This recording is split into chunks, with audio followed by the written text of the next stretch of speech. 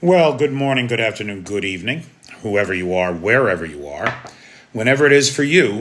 For me, it is just past midnight on Tuesday, the 15th of July. I can't believe we're halfway through the summer already, which makes this the news and happenings for Monday, July 14th, day 1237 of Vladimir Putin's war of aggression against the people of Ukraine. How do you do? I'm Peter Alexievich, and this is the Live at 5 from Kyiv, coming to you from this major European capital, which is currently not under an air alert threat. I heard a lot of talk today that, oh, tonight's going to be a bad night. Russia's going to respond because Trump is sending weapons to Ukraine, which we'll talk about first thing here in just a minute. And I thought to myself, these big drone attacks with in July. Now, before June, the Russians had never once sent a drone attack with more than 500 drones. It had never happened. As a matter of fact, I don't even think they had sent one with 400 before June. Now, we've got 3 strikes with over 500 drones in the month of July alone. And so the Russians are really trying to pour the pressure on. And I have a couple things to talk about tonight about how that's going for them. Hold that thought, Anthony. Hold that thought. This is a very complicated issue, right? I had a bunch of people send me notes like, oh, Trump's big announcement was shit. That's not true. That's not true. So let's break it down. Let's talk about it, right? So Trump tells this story. Yeah, see, Wolf, we had all kinds of connection problems on Friday. I don't know what that was about exactly. I'm not 100% certain what happened on Friday there. We were under a missile and drone attack that was pretty heavy on Friday. Hey, Van. And that may have had something to do with it. I don't know, honestly. But a lot of people had problems on Friday. I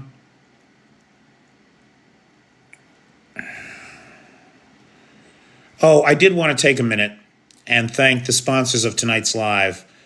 Chris Carter, who joined the Patreon at a level that he gets 2 live sponsorships a month. This is one of them.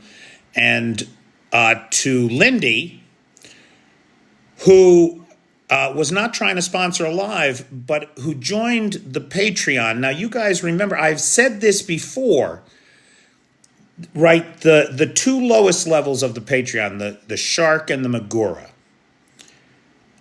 It's like $50 for the year, $80 for the year, around there. And I said, if anybody joins at those levels and they pay for the year up front, not only do they get a 10% discount, but they would get a live sponsorship. And so I really want to thank Lindy for joining the Patreon and doing just that. And I would extend that to anybody else. I have one sponsor for tomorrow. Arn is our sponsor tomorrow night. But other than that, the rest of the week is free. So if you've ever thought about joining the Patreon, now would be a good time to do it. Clinker says there's no sound. Is anybody else having a problem with sound? Hey, Steve with a V. Okay. Now look, any time that Trump opens his mouth, there's bound to be confusion. And there is certainly a lot of confusion around the big announcement today. The first thing is Anthony there, our buddy Anthony Tommy Tom, says a thing that a lot of people are saying. They're saying, what is this 50 days bullshit? It's another 2 weeks bullshit, right?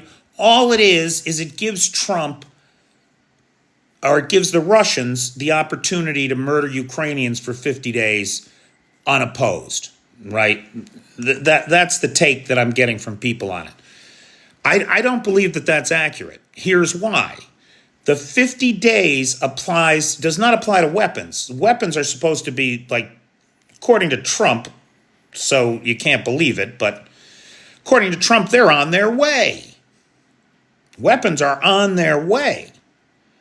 So what's the 50 days about? The 50 days is not about getting weapons to Ukraine. The 50 days is about tariffs on Russia. Now, guys, follow the thinking with me on this here. Senator Lindsey Graham, right, Ladybug Lindsey, has got himself a bill to put 500% secondary tariffs on nations that do business with Russia. Okay? Senator Lindsey Graham has 87 co-sponsors for his bill. There's only 100 senators. 87% of the Senate is not only ready to vote for this thing, they're ready to put their names and reputations on it. How long has Trump been able to hold it up so far? He's been able to hold it up for 3 months. By saying this thing about the 50 days, it looks to me like what he's trying to do is stall it for another 2 months, even while he guts it. That is to say that now the language of the bill has changed, and the Republican Senate, in obseisance to their dear leader, has gutted the bill so that he is the sole decision maker on anything. The bill doesn't enact by law an automatic 500% tariffs on any country that is found to be buying Russian oil. That is not what it does. It grants anymore. It now grants the president the right to put as much as a 500% tariff on those countries. Anywhere, as Lindsey Graham said, anywhere from 0 to 500%, it's all up to the president. More importantly, it makes the president, as I understand the latest version of the bill, grants the president sole authority to lift the sanctions. So anytime that it is politically expedient for Mr. Trump to lift these sanctions, you can be sure he's going to do it for his buddy Vlad. That's a real concern. But it looks to me, Anthony, like the 50 days is less about slowing arms deliveries to Ukraine. It doesn't have anything to do with that. And it is much more about,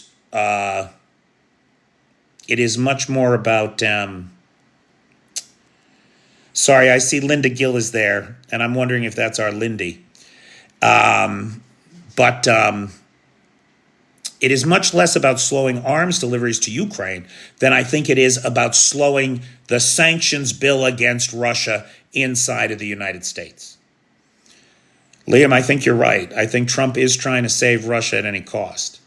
And the reality is that the political will inside the United States to sanction Russia is, there she is. There's Lindy. That's our sponsor for tonight's live, along with Chris Carter.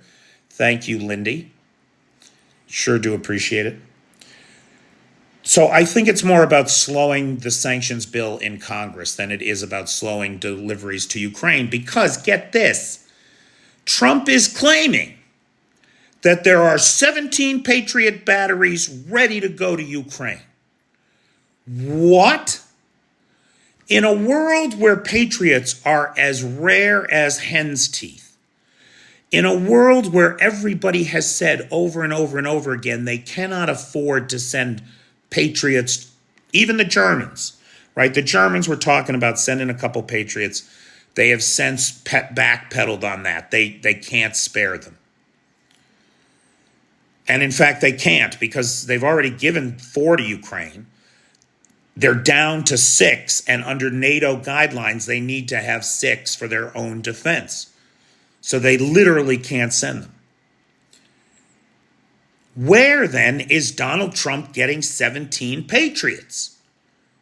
Patriot batteries, he's saying, not 17 missiles, right? First, it was 10 missiles. Now it's 17 Patriot batteries. It's quite a leap in a week. Eli, that's what I thought. Eli, that's exactly what I thought. Yugi, that's exactly what I thought. I think he's taking credit for other people's Patriots. The Israelis retired their Patriot system last year, right? At least, estimates vary. We think they had at least 8 Patriot batteries. They may have had as many as 14. Now, in addition, there's a bunch of countries that talked about sending Patriots, but we don't know that they ever did. I think about Greece. I think about Spain. Latvia was supposed to send us a system, right? The Germans did send several systems.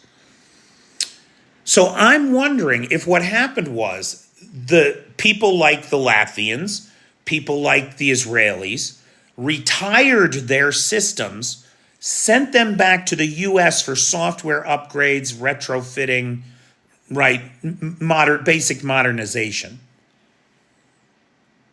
And then they were intended to be sent to Ukraine. Because where could Trump possibly be getting 17 Patriot systems from? Now, if the Israelis had 8, Latvians had 1, the Greeks had 1, and the Spanish had 1. Now, again, I don't know that those were ever sent to the United States for repatriation. I don't know that. But let's assume for a second that those 3, on top of the Israeli 8, would give us 11. And then the Germans and the Norwegians came out and said, we're going to buy 3 Patriot systems between us for Ukraine. Huge win. Thank you, Lars. Thank you, Arna. Thank you, all the Norwegians here. Thank you, all the Germans. If Pugga Mahone is here or any of the German guys, thank you, right? So that would bring us up to 14. There's still a deficit of 3 Patriots that we don't know where they'd be coming from. But I think it's not impossible. We will watch this thing and see. But if there really are 17 Patriots in the pipeline for Ukraine, they have to be somebody else's, and Trump is just taking credit for them. I would not be surprised one bit. You know, Max, that's a good point. I see you're from the Netherlands. The folks in the Netherlands had partnered up with some other people. I forget just who. I think Portugal was one. And they were supposed to cobble together a Patriot system between them. So it's unclear to me if that ever happened. A lot of times countries announce these plans, but then they execute them in secrecy. So Tim asks, how many Patriot systems does Ukraine currently have? And we think it's probably 5. It's definitely not more than 8. But it's probably 5. The minimum number that Ukraine says it needs to kind of cover its own sky, its basic skies, is 14. 14. It needs at least 14. So this would put us well over that. This would put us like on the road to real full coverage of the country. And that would have 2 great effects for Ukraine, right? The Patriots are about the best choice for intercepting things like fast-moving ballistic missiles, supersonic ballistic missiles, and hypersonic ballistic missiles. They're certainly great for cruise missiles too. But they're about but Ukraine has other weapons for the cruise missiles. They don't have anything else except maybe the occasional fighter jet intercept for those fast-moving ballistic missiles. So this would let Ukraine deal with those effectively. And then also it would force the Russian Air Force back out of Ukrainian airspace. With a bunch of these Patriots up near the front line or within range of the front line, the Russians won't be able to fly any close air support missions or maybe even tactical bombing runs against frontline positions. That would change the nature of the war. That would absolutely change. If you could threaten Russian aviation and push Russian aviation back, that would change the nature of the war. And that's a key step in establishing air superiority. And Ukraine is so close to establishing real air superiority here. What else is going on with this? So that's what I think about the 50 days. I wouldn't worry about that too much. None of us here trust Trump, so we're going to wait to see what he actually does, not just what he says, I would assume. There is also talk, now get this, Lindsey Graham teased this yesterday on Face the Nation. Graham said, look for announcements about the frozen Russian assets. Now dig it. There's the United States has only about $5 billion principal of frozen Russian assets in the U.S. Only about $5 billion. You goddamn know Trump wants that money. He wants it in his pocket. And there's an easy way for him to do that. Biden left $3.8 billion on the table in the form of presidential drawdown assistance. Now, presidential drawdown assistance is when the president says, hey, we got a bunch of missiles over there. Our good ally needs some of them. Send them the missiles.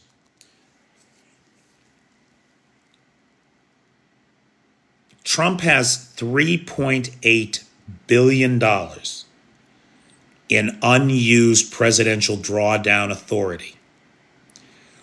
The United States banking system has roughly a little bit more than $5 billion in Russian frozen assets. It would be so easy to pay for those weapons with the frozen Russian assets. How soon, realistically, could they be delivered to Ukraine? They're talking about, now look, Nicola, with the Trump administration, they're so incompetent and they talk such shit. It's hard to know. But they're talking about having shit here within days. And the thing about that is that would really align with what we know about the Israeli patriots. Because we recently saw the Israeli ambassador to Ukraine lament that Israel wasn't getting credit for sending those, I think he said 11. I think he actually put the number at 11, not 8. But anyway, oh, hey, if that were the case, if the Israelis had 11, and then there's 3 from 3 other countries, right, that pitched in to get them, and then there's the 3 that would actually be 17. It's probably a coincidence, probably meaningless. So look, the Israeli ambassador to Ukraine said it's a shame that Israel isn't getting credit for the Patriots. And then the Israeli defense minister came out and said, we did not give Patriots to Ukraine. Okay? So there's some confusion among the Israelis as to what happened to all their Patriot systems. We know that they all had to be sent back to the U.S. for service and for refitment, right? Retrofitting and software upgrades, that kind of thing. Then they would be sent to Ukraine. I definitely think Trump is taking credit for them. If they're in the pipeline ready to go, it's the Israeli systems. It has to be. Where else would you come up with a bunch of Patriots batteries? It's not possible that I'm aware of. So there's talk not only about these defensive weapons that NATO will purchase or Europe will purchase for Ukraine, but there's also talk about raiding the $5 billion in Russia. And that would be great. If the United States seized that money and used it for weapons purchases for Ukraine, that would be a watershed diplomatic moment in this crisis. It would encourage the European Union to take the same action against the roughly 228 billion that they have. Right, the bulk of that money is in Brussels. Some of it's in the UK too. But maybe the UK goes next, then Brussels goes. So we'll see. We'll see.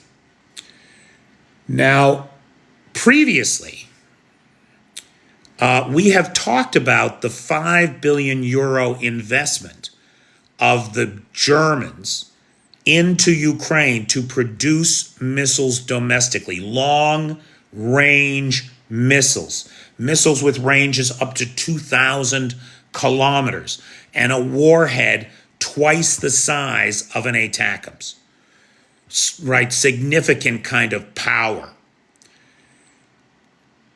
Freudkin, who's from the German military, I apologize, I don't have his rank here, but in an interview with the Kyiv Post, he said that the Ukrainian armed forces will take delivery of the first several hundred long-range missiles produced domestically in Ukraine by the end of this month, which to me says that it's likely that it's already happened, right? Because there's only 2 weeks left to this month. That is good news. And this all comes amidst the swirling rumors and the fog of war, where the Russians, on the one hand, are making bold statements about they're going to be able to hit Ukraine with 1,000 drones a night soon, right? They're going to hit them with 1,000 drones a night soon. While the Ukrainians, there are all these rumors flying around that the Ukrainians are preparing a night of 1,000 drones for the Russians. So I think the latter half of this month could very well be a very interesting time to be watching this war. That's for sure. The U.S. Senate committee approved the defense budget, including $500 million in military assistance for Ukraine. Okay. Now, we don't know what that $500 million is. We don't know what's going to come of it, but it's in the defense budget. And it's important to note that this is all on top of the $300 million in weapons purchases that Trump has authorized for Ukraine. Right? Trump has, I apologize, 600, it's altogether it's 630 million in tranches of 300 million, 300 million, and 30 million purchases of weapons for Ukraine. No aid. So we don't know what that 500 million in the budget is for.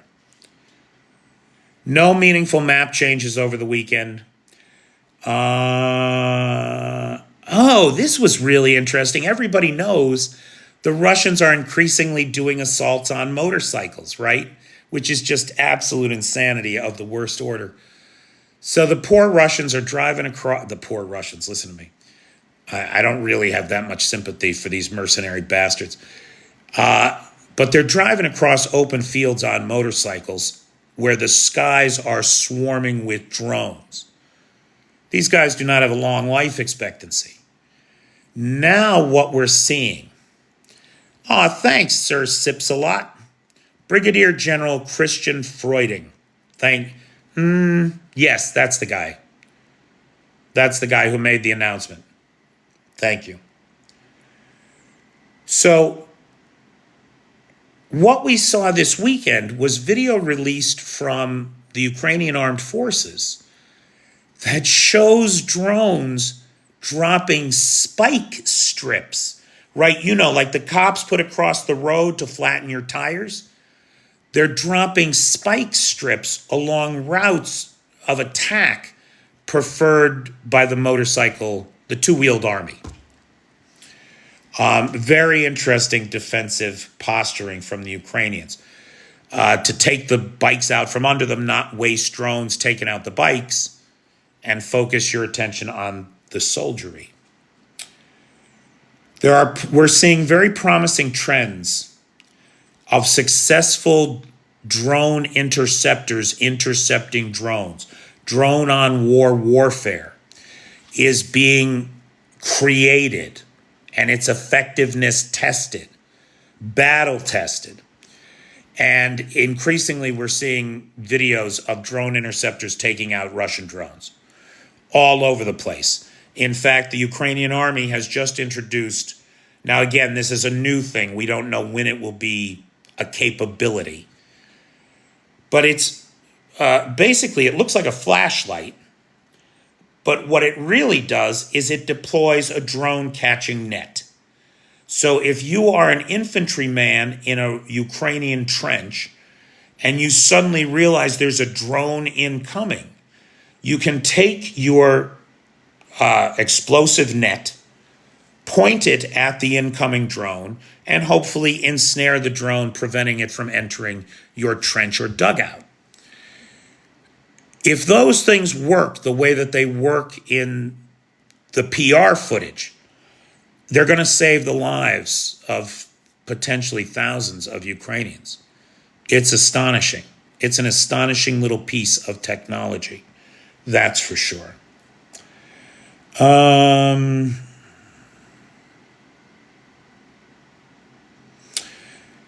Very interesting. Frederick Merz echoed assessments by the International Monetary Fund that says that Russia owes Ukraine $500 billion in reparations.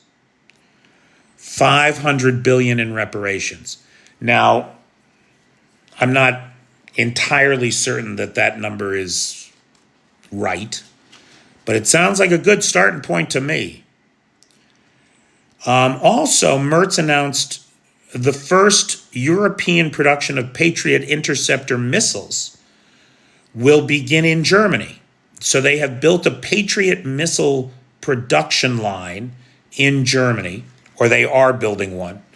And the first Patriot interceptors are expected off the line sometime in 2026 or early 2027. So not a lot of help for the Ukrainians in the near term there. South Korean intelligence says North Korea sent 12 million artillery shells over the last 2 years. 12 million. There were 28,000 containers, which we think carried the 12 million 152 millimeter artillery shells. 15,500 troops, couple hundred KN-23 missiles, plus about 100 Coxswain self-propelled guns and box truck rocket artillery. South Korea says that the North Koreans are currently provisioning 25,000 to 30,000 new troops due in Ukraine or in Russia's Kursk region, likely by the end of the month. By the end of the month. It's going to be a long few weeks. Yes, it is. Mike, don't argue with Maddie. Maddie's the law. She's the queen of the moderators. Now,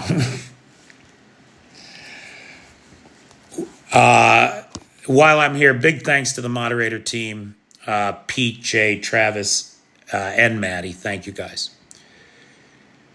Okay, now, Russian economic disaster continues to loom. June 2025, oil prices down to 5.4, or oil revenues down to 5.4 billion. That's a 33.7% decline year over year. Oil and gas revenues account for 40% of the Russian budget, and oil prices are currently at $6 a barrel less than the Russian budget price point of $70 a barrel. Missed production targets of 28,000 barrels a day. So they produced 28,000 barrels a day less in June than they were supposed to.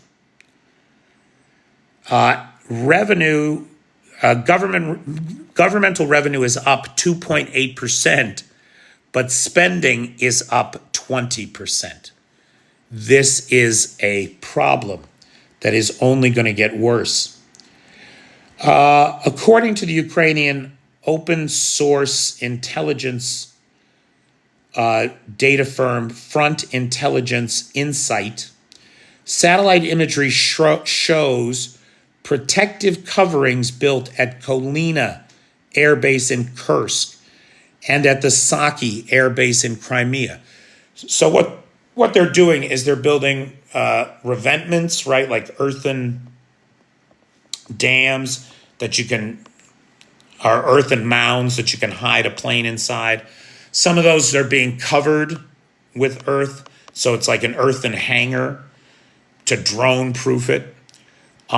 They're building some concrete hangars and that sort of thing in an effort, 3.5 years into the war, to protect their aircraft on the field.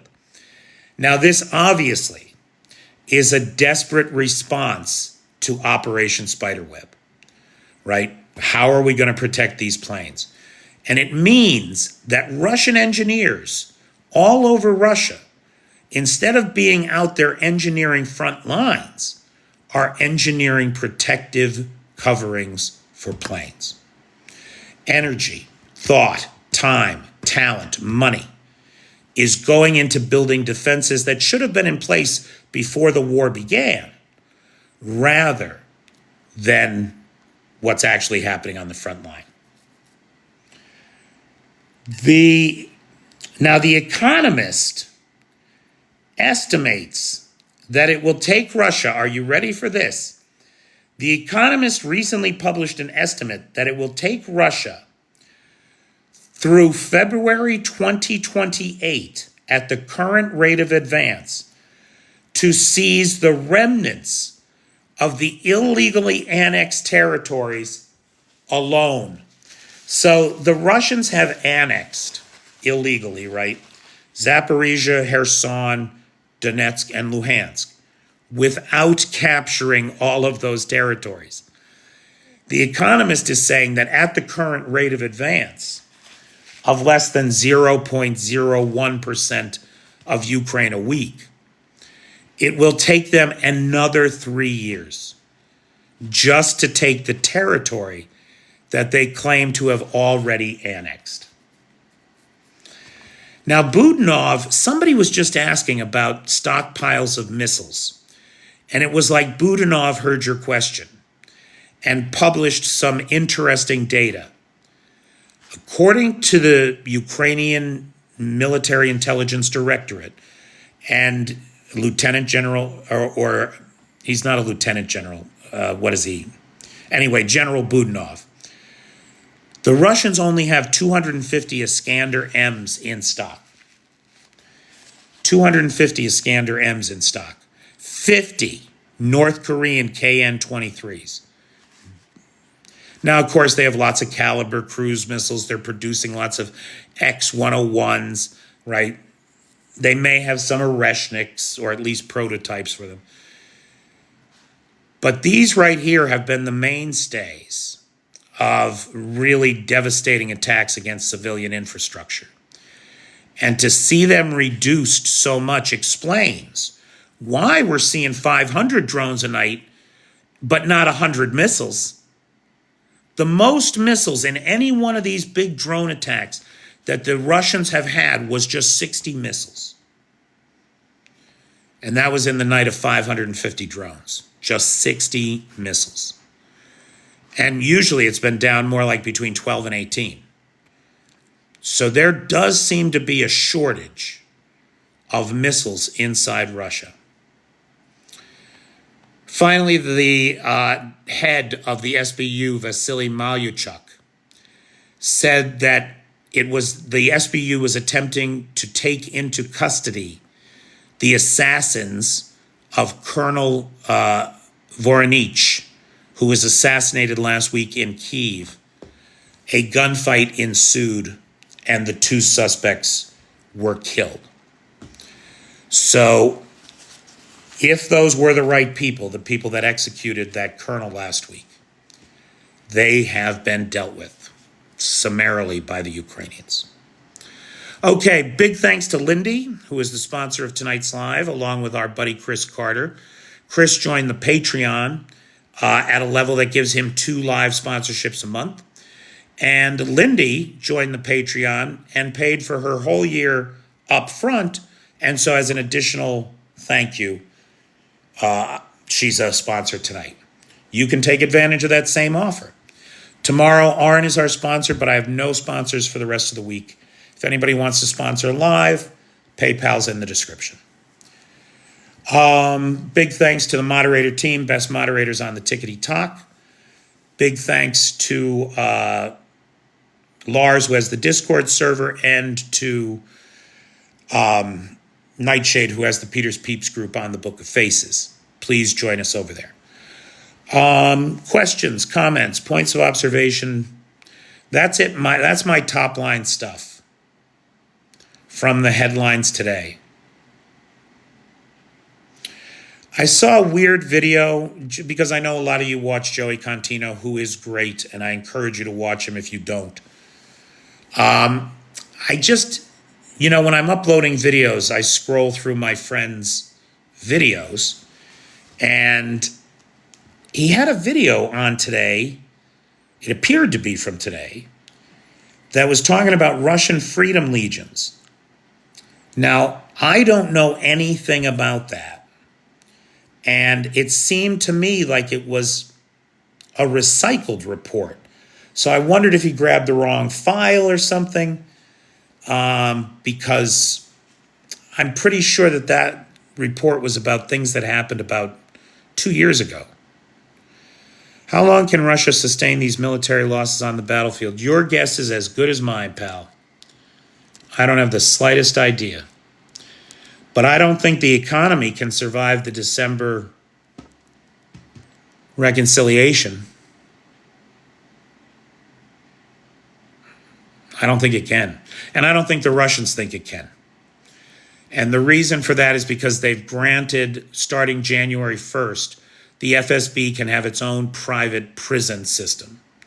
Its own completely unaccountable to anybody pre-trial detention centers. You can read torture chambers in there.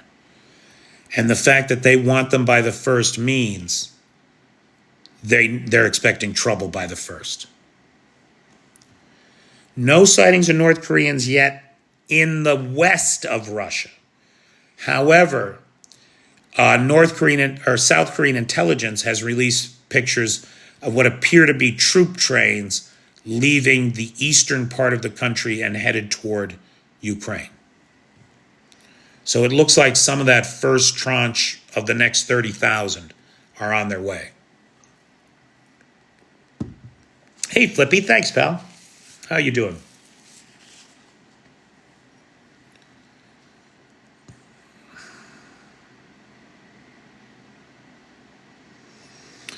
Yeah, laddie, I don't know how many of the people that end up in those places are going to get trials. Right on, flip, flip, flip, flippity, flip.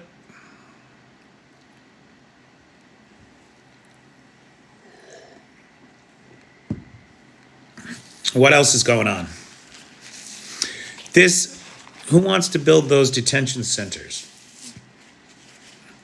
Well, Eli, critics of the FSB will tell you that even though the law took away their ability to have these places in 2006, they still have yet to relinquish control over several facilities across Russia.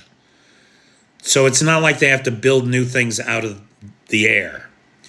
Then there's the reality that the Russians have emptied the prisons, sending prisoners to war. So a number of prisons inside Russia are facing closure due to a lack of prison population. You can be sure those prisons will be cannibalized for this effort.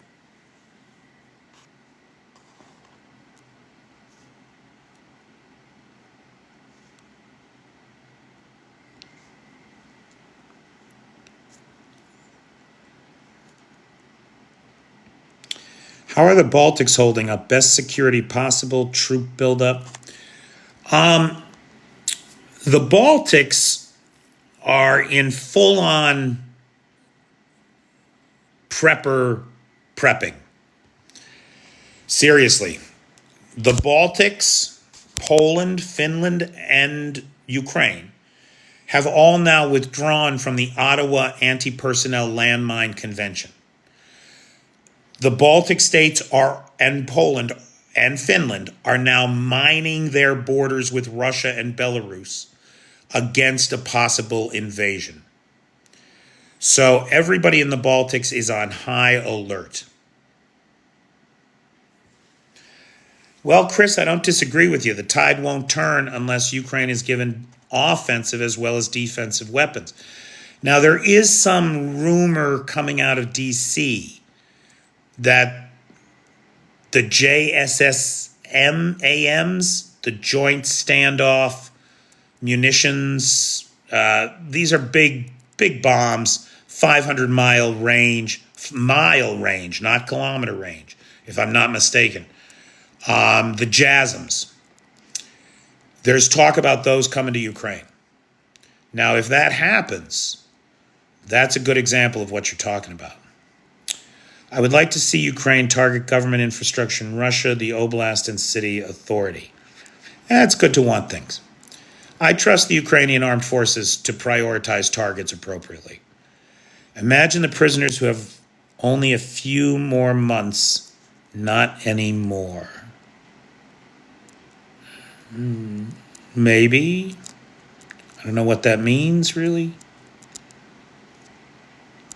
Okay, guys, if I missed your question, please type it in again. You're welcome, PH.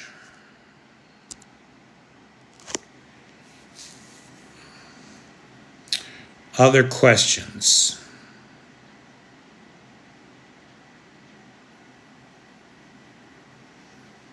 Are the HIMARS not still wanted? No, the HIMARS are doing damage every day, Scotty. We just saw a HIMARS strike against rail infrastructure in Donetsk. We saw a HIMARS strike against a troop deployment center somewhere in the east. The location of that was not revealed. Thanks, Van. Do you think Trump is now on you? No, Trump is never on anybody's side but his own. When are they expecting the big hit on Ukraine? I don't know what that means, Mike. Ukraine gets hit every day. 6 missiles stationed in Kyiv. I don't know what that means. If Patriots don't show up, will Zelensky call out Trump? It's a great question, Nana Pam. Zelensky is much better at dealing with Trump than I would ever be. I've been working too late and keep missing. Trump is on team DJT. Exactly, common sense. I agree. Gepard for air defense. They are very effective against those low-flying drones. Yes, they are. But remember, Flip, Patriots aren't used for the same targets that the Gepard is used for. Right? Nobody's firing Patriots at $20,000 drones.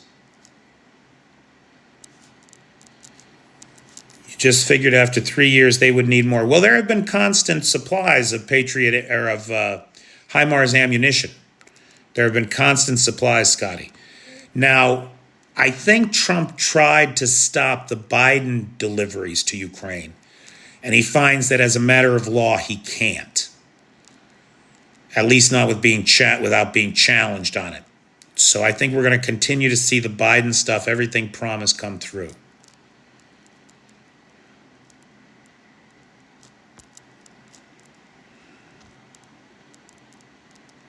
Exactly, common sense. Does Ukraine need more Bayraktars or HIMARS? Well, it's awfully hard to... So the Bayraktar, we haven't seen them on the field for over a year because they were... A hole was found in their security and a way to disable them electronically was determined. And so they were out of commission for a while. We are seeing Bayraktars now on the southern front over the Black Sea striking Crimea or southern Kherson, like the Kinburn Spit area. And we don't know if that's because genius Ukrainians fixed the electronic warfare bug that was in them and they're now resilient against electronic warfare, or the Russians just don't have any electronic warfare down in that area. They don't have the equipment to stop them. So it's unclear with that. So if it were me, I'd want more HIMARS. You hope Musk exposes Trump. Trump is exposed. The political will to go after him does not exist. We all know what he is. And Musk is a piece of shit. Nobody should listen to him or cheer for him.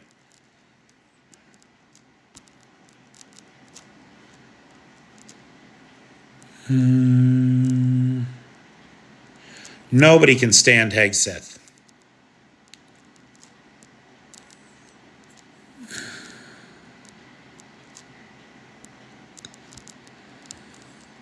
Does Ukraine have the capability of hitting the Kremlin? Would this ever happen?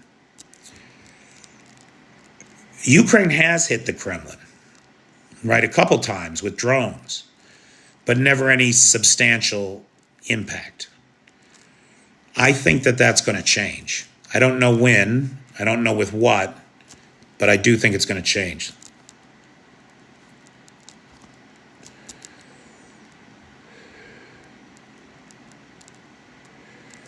What would be the first thing I would do if I were the president of the United States regarding Ukraine?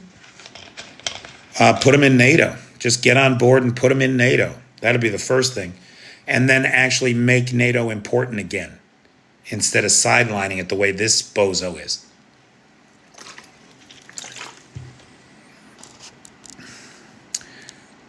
I would say I would say NATO. I think I would. Because the sanctions are already in place. The next thing would be weapons appropriations. Russia has Bayraktar counted at front. Yep.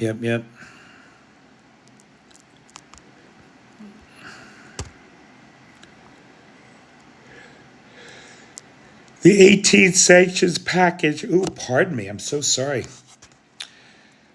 My head is still not clear from this last week of these big strikes. Like, really, I did not get any sleep at all one night this weekend. And the night of the 600. Anyway, it doesn't matter. The 18th sanctions package will lower Russian oil to $47 a barrel. Oh, that's got to hurt, baby. That's got to hurt, all right. So, according to analysts, I want to say this report was published in the Moscow Times. It was on the front page of the Moscow Times. It was a group of like Mideast oil expert analysts from like Qatar or UAE, someplace like that. And I want to say that it was October of 2018. Now, I might have that date wrong, but definitely the Moscow Times, definitely the front page, definitely a bunch of oil analysts who analyzed the cost to Russia, the fixed cost to produce a barrel of oil. And it is among the highest in the world at between $42 and $45 a barrel production cost. I think the Saudis, it's $13, something like that. So at $47 a barrel, if it has to be put on a ship, which most of it now has to be put on ships because the pipelines to Europe are closed, you have to add $12 a barrel transport cost. That brings the base cost of a barrel of Urals crude to between $54 and $59 a barrel. At $47 a barrel, they'd be losing money. That would be the end of the Russian government. Yeah, NATO looks weak. The West looks weak. America looks very weak. Europe looks strong.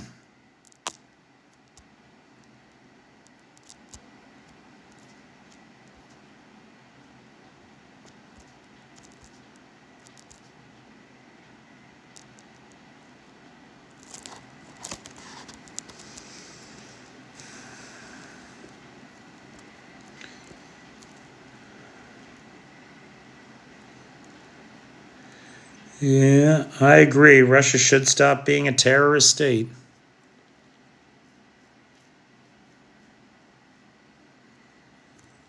Russia has to deal with state programs per barrel and transport, yeah. This rift with Musk is BS. He's just been awarded a $200 million contract. You could be right.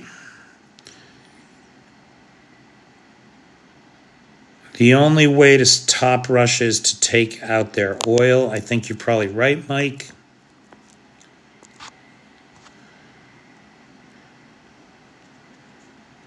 I think the U.S. should put a hell of a lot more attack weapons in Ukraine. I agree. Unfortunately, that's not going to happen with the current administration. Like, we have to face reality. Trump is in charge. And he's transactional in his nature. And so we have to work within that stricture. What do you think would happen if Putin was taken out? Oh, I think there would be a power vacuum inside Russia. I can see the entire place imploding into an orgy of violence as different factions fight for control or to get away. There are currently no fewer than 6 armed secessionist movements inside of the Russian Federation, and they are waiting for the time that Moscow is weak enough to be able to not be able to stop them from leaving.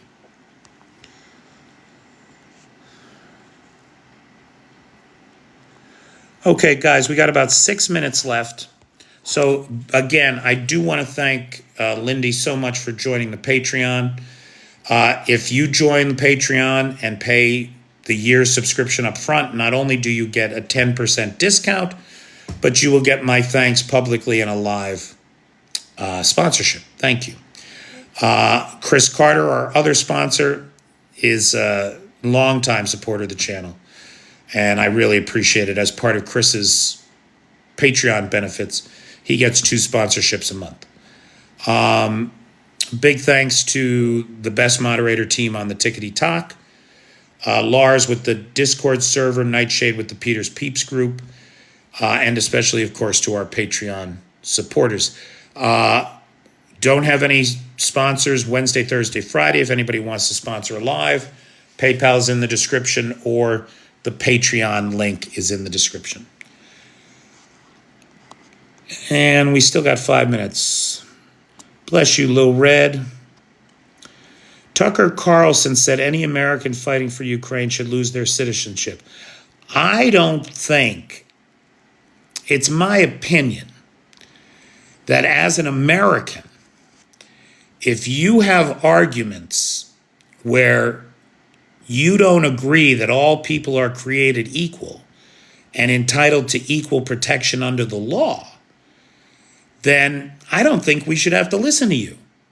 You don't buy into the basic of what it is to be an American. Why the fuck should anybody listen to you? And Tucker Carlson is one of those pieces of shit that no American should have to listen to.